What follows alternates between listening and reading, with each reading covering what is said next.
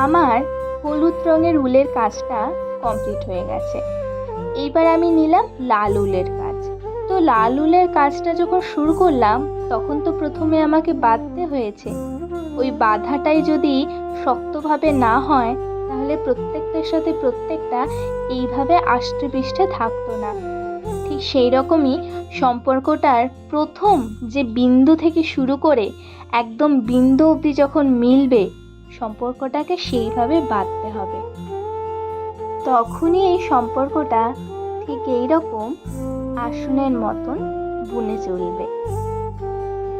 আসলে এই কথাটা আমার শেয়ার করার এটাই ইচ্ছে ছিল যে আমি যখন আসনটা করছিলাম, তখন আমি অনেক কিছু আমার মাথায় ঘুরছিল।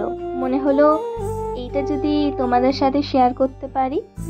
আমার পুরো এখনো আসন বোনাটা হয়নি, পুরোটা বোনা হয়ে গেলে আমি অবশ্যই ভিডিও করে আপনাদেরকে দেখাবো কেমন হয়েছে। তোমরা অবশ্যই জানিও আমায়।